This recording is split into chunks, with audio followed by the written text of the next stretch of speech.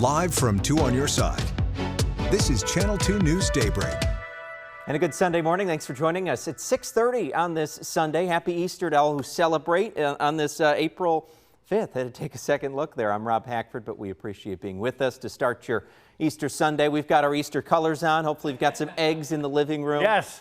All ready for the festivities. I called to take purple. place, for all the finding. Yes. You called purple. I called purple.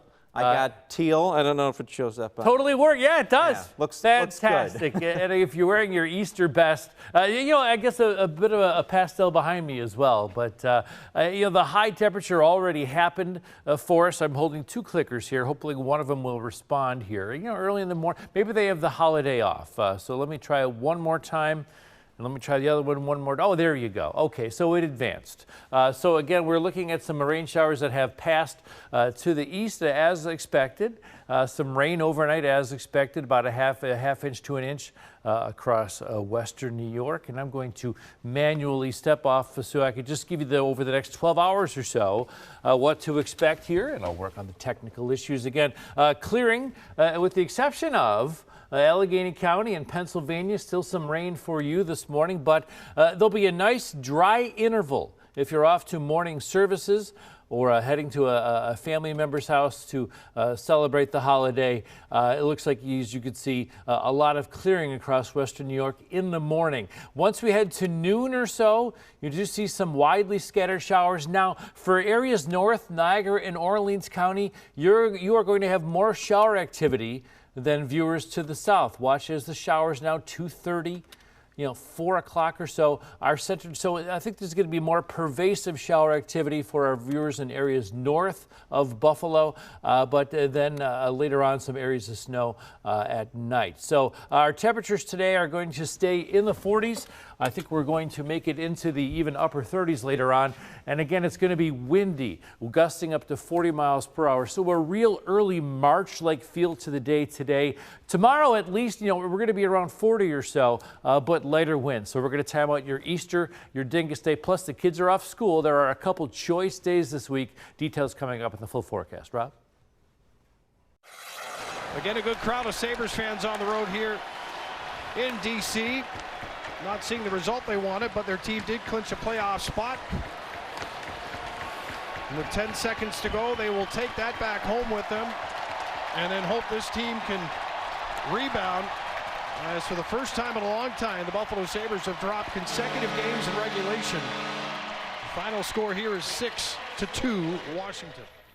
Yeah, the pesky Capitals staying around as they keep their playoffs hopes alive. But the Saberhood got exactly what they wanted despite the outcome of that game. They are playoff bound, but Buffalo has some serious work cut out for them, as we heard from the players after the game, losing consecutive games in regulation for the first time since December, as you heard. And last night's game against the Capitals started off bad. They scored 3 times in the first 6 minutes of this game. As much as the Sabres wanted to celebrate their first playoff berth since 2011, that excitement quickly took a back seat after the loss. It's something that we've worked hard for a long time to be able to get into the postseason.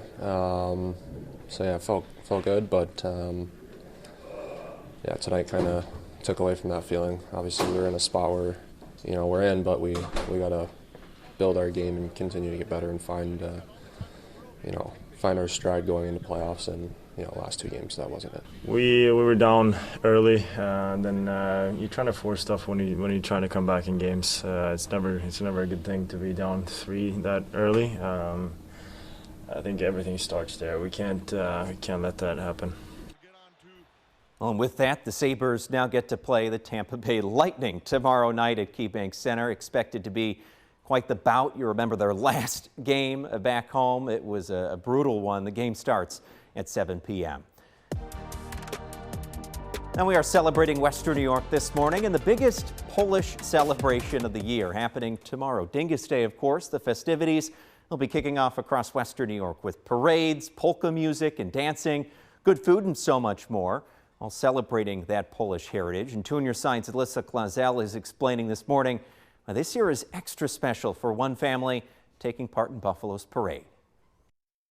When you cut, all you gotta do is just like go slow and like you can curve it. Inside the Polish Cadets Hall, like a little there's a master class happening. And you can write Polish Cadets of Buffalo since 1899, or 127 years. Yeah, that would be cool on there.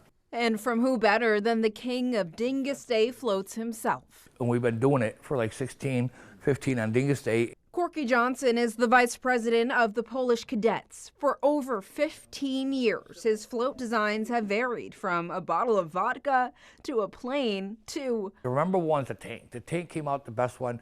But this year... I had a life-altering accident, so it's prevented me from building it this year. A roofer by trade, he fell off of a roof last summer. He suffered serious injuries that left him in a coma for several weeks.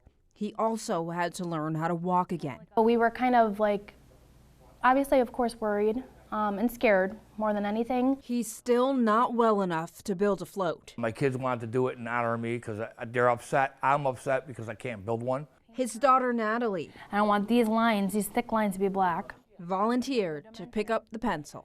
We weren't going to do one this year, and I was like, we have to do one because we've been doing it since I was 9 years old. I almost cried because it's kind of nice. And the theme of this year's float, smell the flowers. You know, just take that little bit of time to enjoy your own life. I was almost not here, and then now I'm enjoying. Now I'm going to try to enjoy, and I stop to smell the flowers. On your side in Buffalo, Alyssa Clausel, Channel 2 News. Thanks, Alyssa. Indeed, a reason to celebrate. And we want to give you a look ahead at the road closures for tomorrow's parade in Buffalo's Broadway-Fillmore neighborhood. The road closures will start as early as 4 p.m. tomorrow, including the portion of Broadway from Wilson to Young and Fillmore from Sycamore to Paderewski. The parade will step off from Memorial in Paderewski at 5:30 p.m. You're encouraged to arrive early to find parking early as well and get a good spot to watch the parade or take part. And coming up next on Daybreak, the search for a missing U.S. pilot in Iran coming to an end, with President Trump sharing new details this morning. Plus, a reason to tune in for the NCAA basketball championship, the tournament championship, a local getting ready to suit up for a shot at the national title. We'll have more when Daybreak returns.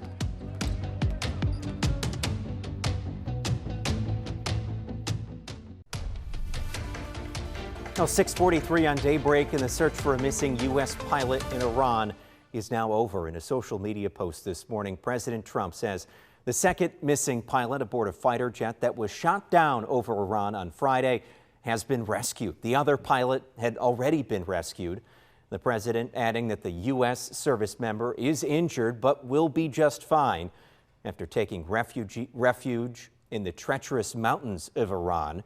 The president adding that rescue involving dozens of aircrafts took diligent planning, with the U.S. monitoring the pilot's location 24 hours a day. Iranian officials previously offered a reward to anyone who captured the second missing pilot, but that did not happen. Well, Pope Leo is marking his first Easter vigil as pontiff and urging that the holiday would bring harmony and peace to a world amid wars. As part of the Mass, Pope Leo baptized 10 adults from all around the world into the Catholic Church. Earlier this morning, he appeared before a crowd in St. Peter's Square for an Easter Sunday Mass to the city of Rome and the world. And it's official, the Michigan Wolverines and Niagara Falls native Roddy Gale Jr. are heading to the NCAA basketball championship. Now, the Wolverines winning 91-73 in last night's really dominant performance in the Final Four against the University of Arizona.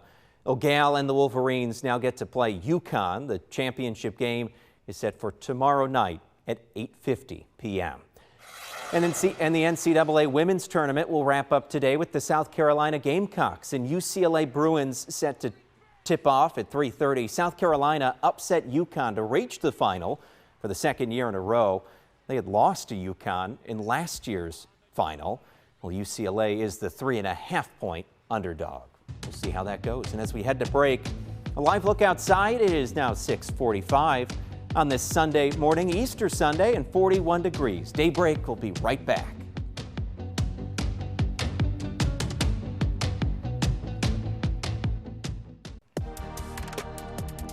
Well, it's an annual tradition that took over East Aurora this weekend. The Bunny Hop 5K, back for its 17th year. It invited runners to get a good run in for a good cause. And this year with some pretty good weather. The race started at the East Aurora American Legion Post 362. The East Aurora Rotary Club tells us it's a great way to bring people together, helping raise money for the club that donates to charities across Western New York. Something different that we're doing this year is the top male and female runner. The Rotary Club is donating $250 to a charity of their choice. Oh, great stuff, and you see plenty of bunny ears there. Oh, guy even in a bunny suit. Oh, reuse ads that on average this race helps raise roughly I don't know if that's $15,000 to $20,000. That's crazy. $20,000. That's awesome. Okay, gotcha.